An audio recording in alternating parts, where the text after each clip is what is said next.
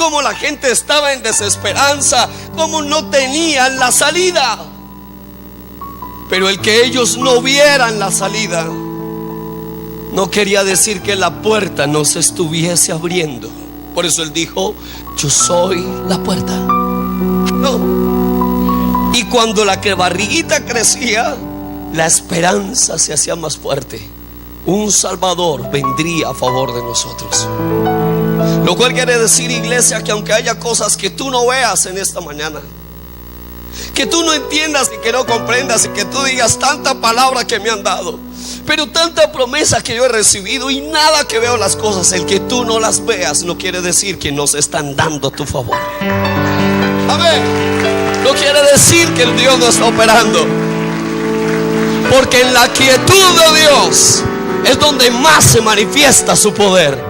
Él está operando a favor de mi vida. Y cuando la semilla dentro de la tierra se ha desarrollado, ya ha tenido un buen crecimiento, entonces rompe la tierra. Diga conmigo: rompe la tierra. No, dígalo más fuerte: rompe la tierra. ¿Qué es romper la tierra en cuanto al Señor? Nacimiento. ¿Y por qué, pastor, usted habla de romper en el nacimiento? Porque cuando un niño va a nacer, la mamá, ¿qué hace? No me digan, hermanas, que ustedes que han tenido hijos van a saber más que yo. Rompe la fuente. Lo cual quiere decir que el niño va a nacer en los próximos minutos. La semilla empieza a moverse, empieza como a escarbar y abrirse espacio, y rompe la tierra y sale a la luz. Jesús vivió el mismo proceso, por eso tomó el pan en las manos, porque cuando ya tenía los 9 meses de gestación, empezó a moverse la semilla de la vida eterna, a tener el trabajo de parto en María, rompió fuente, y entonces la semilla salió a la luz el día de su nacimiento. Cuando una semilla sale a la luz, entonces empieza a llenar de esperanza, de alegría y de gozo al que la sembró. La Biblia me muestra que el día del nacimiento del Señor se conmocionaron los cielos y la tierra. La gloria del Dios eterno se manifestó en las alturas con los ángeles que declararon: Gloria in excelsis Deo. Los hombres se gozaron. Aún los astros tuvieron un cambio. Una estrella anunciaba el nacimiento. Todo se conmocionó. Todo se llenó de una eterna y tremenda alegría, porque había salido a la luz la semilla de la vida eterna. Yo con esto nunca olvidaré el día que sembré por primera vez.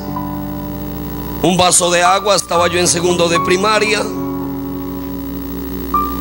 poco de algodón encima, un tantico mojado por el agua, y una semilla de frijol sobre el algodón. Pasaban los días y la semilla se iba engordando, y engordando y engordando y engordando, hasta que un día ¡pum!, se toteó y salió el tallo de mi primera siembra. Nunca lo olvidaré. Me llenó de tanto gozo y alegría que yo duraba horas mirando lo que sucedía. Usted dirá: ¿y eso qué tiene que ver con el Señor? Imagínate que cuando lo que un sembrador siembra sale a la tierra, lo llena de tanta esperanza y de tanto gozo, que el sembrador no pierde la atención de lo que sembró. Aló, iglesia. No sé si tú has sembrado alguna vez en la vida, pero el sembrador puede durar horas y horas y horas contemplando el crecimiento de su siembra. Esto sucedía en el Padre, esto sucedía en la familia de Jesús, porque tal nacimiento que conmocionaba hacía que todas las miradas se volcaran sobre él.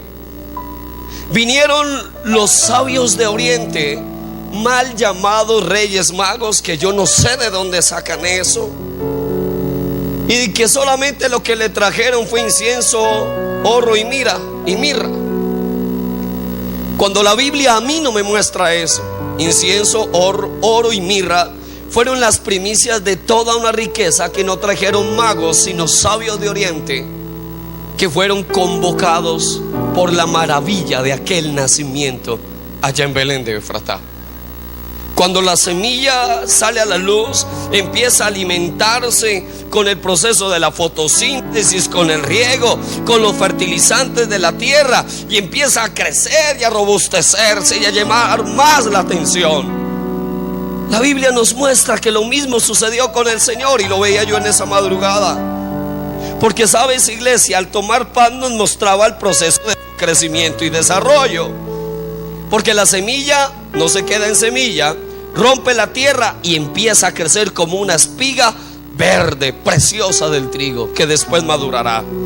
Y sabe, iglesia, cuando ese proceso se da, es el proceso de poder entender que Dios sustenta su creación,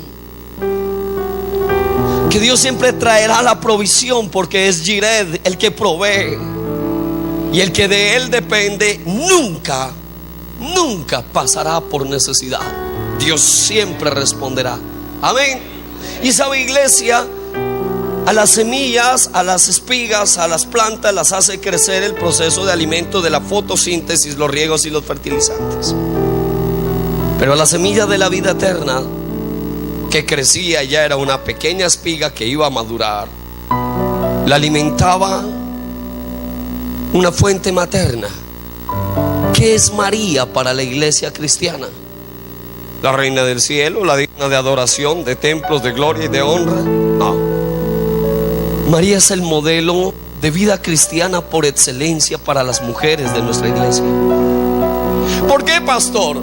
Porque María concibió la palabra, se dejó embarazar de la palabra. Porque María dejó que la palabra creciera dentro de ella y se desarrollara. Pero María también parió la palabra y la dio a luz. Y no solo la parió y la dio a luz, sino la cargó, la arrulló, la consintió, la amó, la besó y la amamantó y la vio crecer a su lado. Por eso María no es digna de honra, ni de adoración, ni de nada, pero sí es modelo aún para todos los que en Cristo creemos. Porque ha llegado el tiempo de concebir la palabra. Este seminario de idolatría no se dio para que usted solamente venga y escriba y escriba y escriba y diga amén. No, se dio para que tú empieces a concebir esa palabra, a dejarla crecer en tu vida, y pronto la vas a parir, y esa palabra va a llenar de alimento a toda tu familia. Aleluya. Para eso viene la palabra, no es para nada más.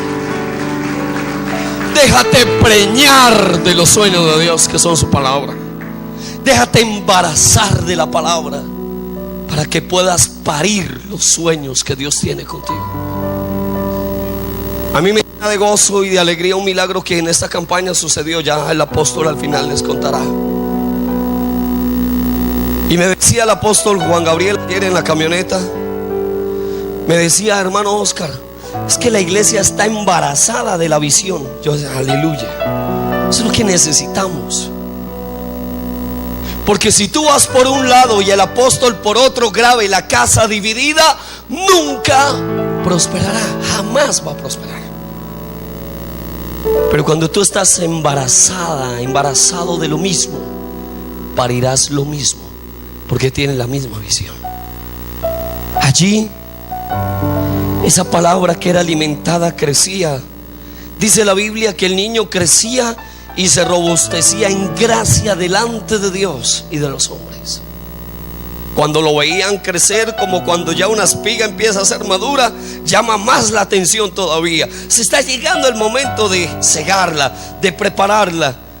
Y sabe que cuando el chinito tenía 12 años, lo llevaron al templo a cumplir un rito especial. Allí se perdió 3 días. ¿Se acuerdan? Era un niño normal. ¿Qué niño no se le ha perdido a uno? Y los que somos papás, cuando un chino no se le pierde, hermano, así sea una hora, mire, uno siente que hasta la fita hasta enfría. ¿Sí o no? Es tenaz. Y este bendito no se perdió 1 hora, 3 días. Y el papá y la mamá, búsquenlo y busquen. Si ve que eran una familia normal, una familia normal. y búsquelo y búsquelo. Y los benditos chinos, cuando uno los encuentra, uno quisiera tragárselos. Sí, le da una alegría de verlos, pero uno quisiera... Mire, cuando están pequeñitos, como si algún día vuelvo a predicar y nos encontramos con las familias, cuando los niños están pequeñitos, uno quisiera comérselos a mordiscos. Y cuando crecen, uno se arrepiente de no haberlos tragado. Y si ve, esa era la familia de Nazaret. Y cuando va José, lo encuentra, le dice: ¿dónde estabas? Tu madre y yo llevamos 3 días buscándote. Qué susto que nos has pegado, mi hijo. No vuelvas a hacer eso. Y chino que se respete es contestón. ¿Qué les contestó? ¿Y por qué me buscan? ¿Acaso no saben que me es necesario estar en los negocios de mi padre? Y lo dejó sano, callado. El niño tenía clara su visión y su misión en el mundo. A los 12 años llamó tanto la atención como un cultivo de trigo o de cualquier cosa que crece, que los sumos sacerdotes quedaron maravillados y perplejos ante tal sabiduría de ese chiquitín. ¿Quién lo formaría?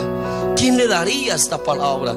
Sin saber que estaban delante del mismo Hijo de Dios, la semilla creciente de la vida eterna. Por eso tomó pan en sus manos. Pero cuando una semilla crece, se convierte en espiga madura, su color cambia de verde a amarillo. Amén. Y el color amarillo muestra que maduró. Y cuando madura una espiga de trigo, ¿qué hay que hacer? Cegarla. Proceso de dolor. Por eso tomó pan en las manos. Cegarla. ¿Qué es cegar? Cortar.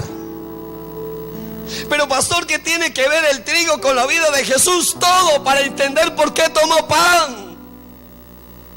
A este curita convertido le tocó verlo así para entenderlo y que se me quitara la bobada de estar pensando que él era un ritual y yo tenía que entender lo que había hecho por mí, como quiero que tú lo puedas comprender y lo puedas compartir a los que practican esos ritos. ¿Sabes, iglesia preciosa del Señor? ¿Por qué se habla de cortar comparado con el Señor? Proceso de dolor. Porque la Biblia dice que Jesús fue cortado de la tierra de los vivientes. Yo veía una hoz que tomaban unas manos fuertes y cortaban el trigo, y el trigo saltaba y caía. Y yo le decía: Señor, ¿qué me estás mostrando? Y me llevó a Isaías. Cortado fue de la tierra de los vivientes, arrancado del corazón de María, arrancado del corazón de sus hermanos, arrancado del corazón de sus amigos que le seguían. Eso se llama proceso de dolor. ¿Qué tiene que ver proceso de dolor con el Señor? Isaías lo llama varón de dolores.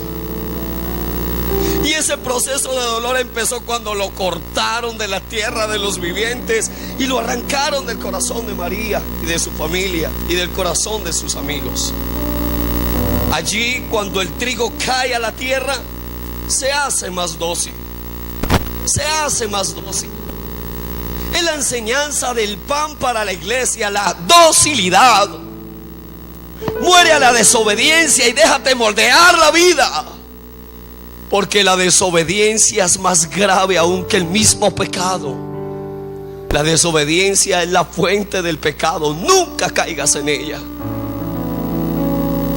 Dios, hecho carne, se despojó de su condición de hombre, de Dios, y se hizo hombre para ser semejante a nosotros. No hacerse igual, sino semejante. Lo cual determina que Él es el modelo a seguir de la iglesia. Por eso tomaba el pan, porque semejante determina que Él es el modelo tuyo. Se hizo semejante a los hombres, no para ser como ellos, sino para enseñarnos el camino a seguir. Se olvidó de su condición de Dios. Se hizo hombre. Y dicen las santas escrituras que fue obediente al Padre en todo, hasta la muerte, y una muerte de cruz. Por eso tomaba el pan, no lo tomó por nada más, para enseñarnos este proceso. Y cuando la espiga es cortada y cae al suelo, no se mueve, no se mueve, porque empieza a morir.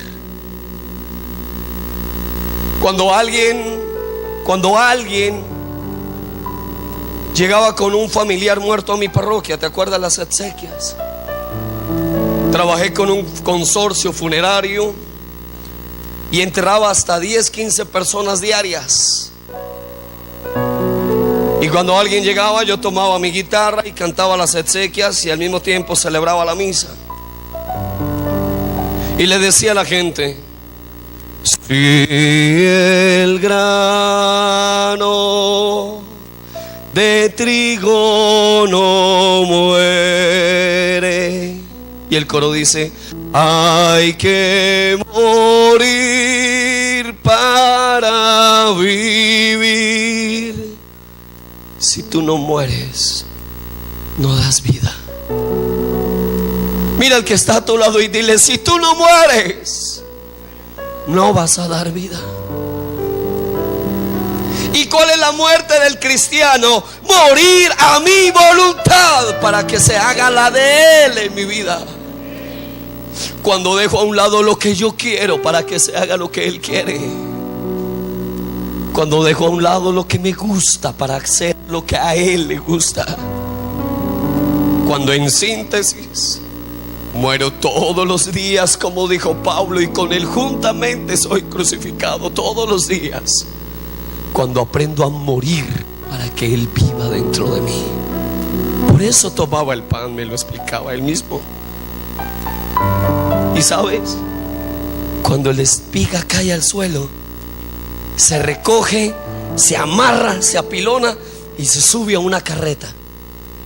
Todo el proceso yo lo veía. Nunca en mi vida había tenido una revelación tan especial como la de esa mañana. Ver una carreta y poderlo ver y ver cómo cargaban el trigo en la carreta y se lo llevaban. ¿Por qué me muestras esto?, le dije. Y con esto no estoy haciendo una doctrina, te estoy contando lo que el Señor me dijo a mí. Si en algo te ayuda, bendito Dios. Si no, pues deséchalo. Pero ¿sabes por qué en una carreta lo están llevando? Porque Él un día le dijo a su amigo Pedro, el que le dijo que por él moriría: Pedro, y yo creo que él se sonrió. Se llegará el día, Pedro, en el que otro te ceñirá, te amarrará y te llevará donde tú no quieras ir. El amarre del trigo y el apilonar el trigo y subirlo a la carreta y llevárselo es el reto para la iglesia hoy. ¿Te estás dejando conducir la vida por el Señor? ¿Estás dejando que Él te lleve tal vez donde a ti no te gustaría ir? Tuve un problema tremendo con una persona y me levanté y dije: yo por aquí no vuelvo ni muerto. Como al año, el Señor me ciñó la vida y me llevó a esa casa a donde yo nunca quería volver, y tuve que ir. Mi abuela decía: porque el que escupe para arriba, la cara le cae. ¿Saben qué significa eso?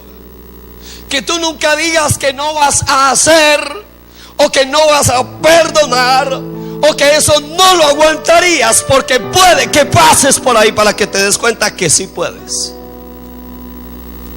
Nunca prediques un evangelio que no hayas vivido, porque el Señor te va a pasar por ahí para que lo que prediques sea lo que tú vives. Ese trigo que se va en la carreta, ¿para dónde cree usted que se lo llevan? Para el molino. Diga conmigo: el molino. Dígalo fuerte: el molino. ¿Y cuál es el molino? 2 piedras con un eje central. Me las mostraba el Señor.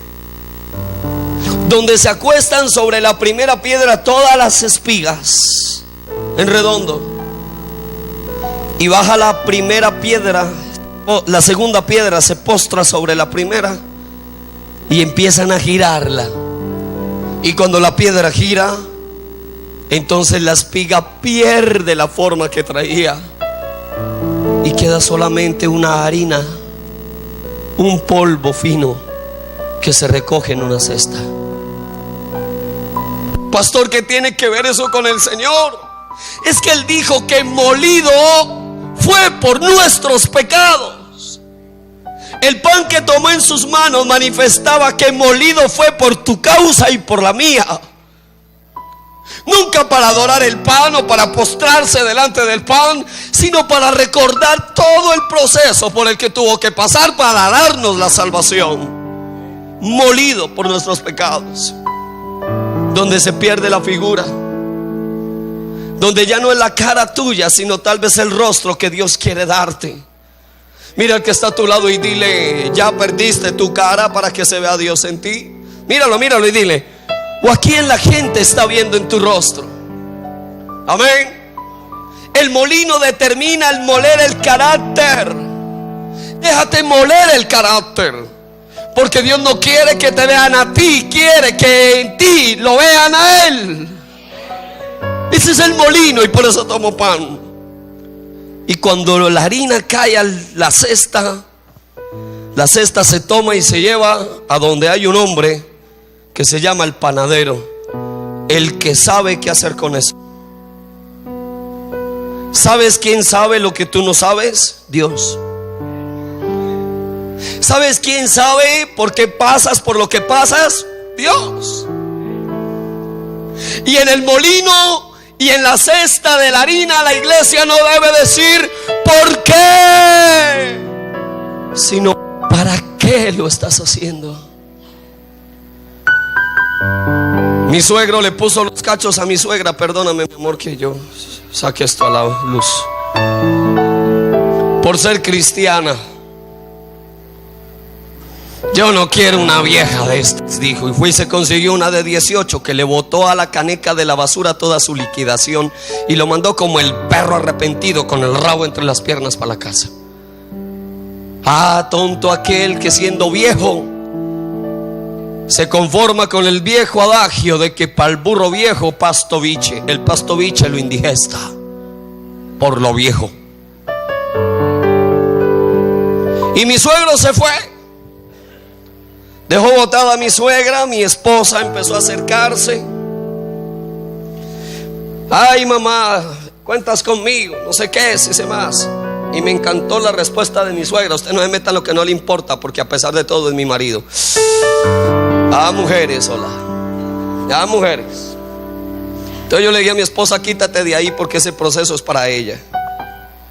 Y algo el Señor les va a enseñar a los dos.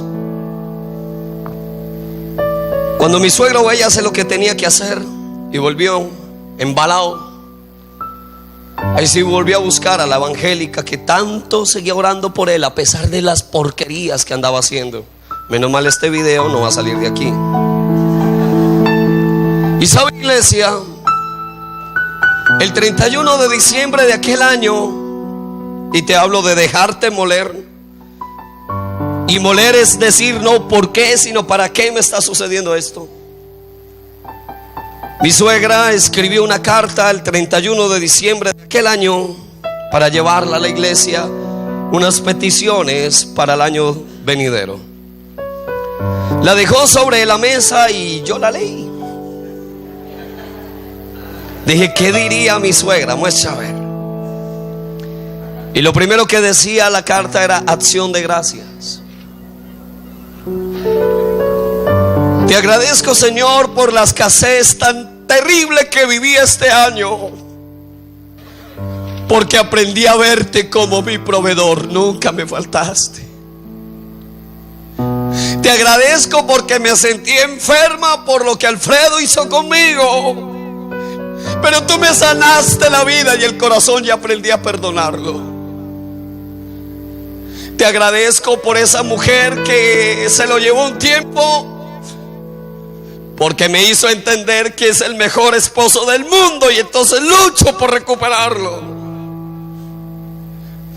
Te agradezco por la plata que se llevó, porque ahora con mi esposo nosotros de tu mano vamos a recibir más.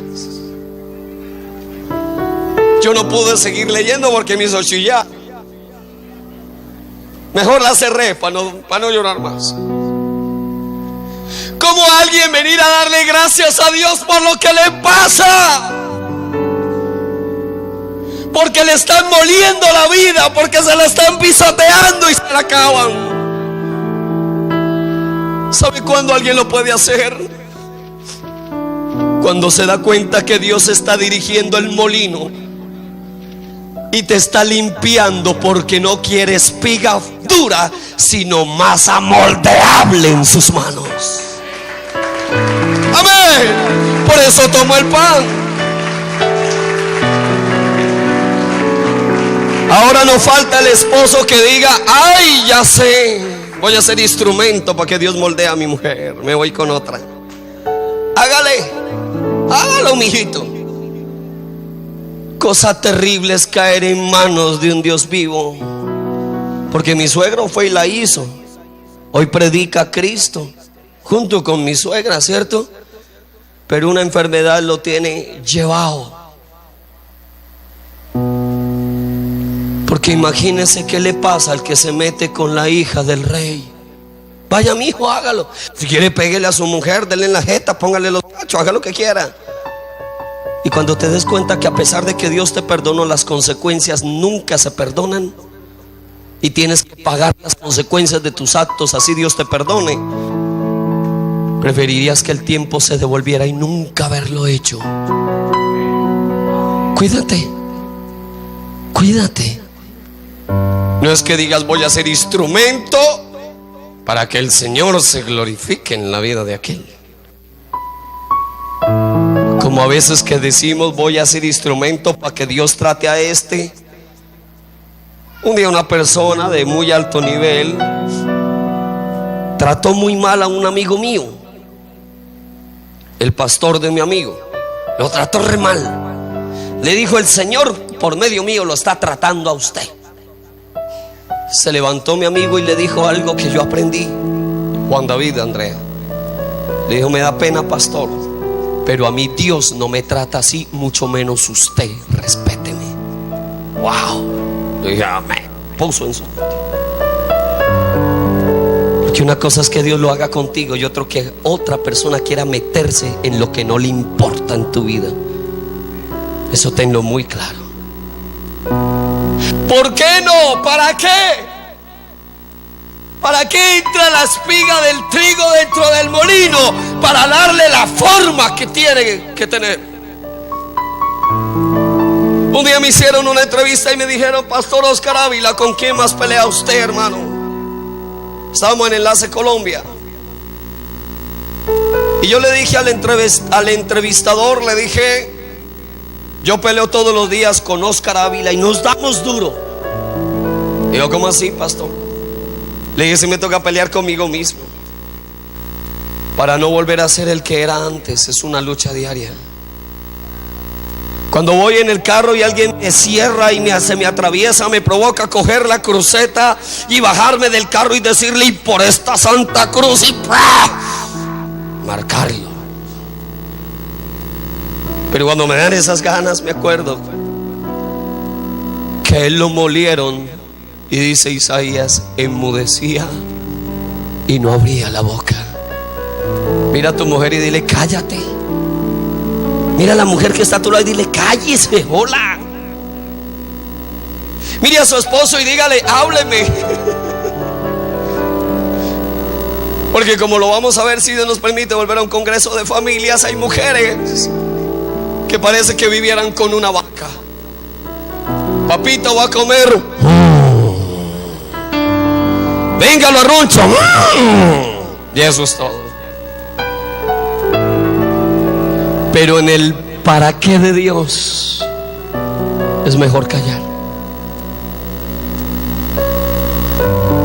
Un día tomé a mi esposa y la encerré. Los que no escucharon mi testimonio, ¿cierto, bizcochito? Y Andrea, encerrada y embarazada, le decía al Señor: ¿y por qué? Y un día le dijo: ¿por qué no? ¿Para qué? Y aquí estoy. era para esto. Y pasé por una tremenda, hasta que ella tuvo que tratar de revertir su oración. Un día dijo: Señor, me cansé de la vida que llevo. Que no es fácil ser mujer de un cura.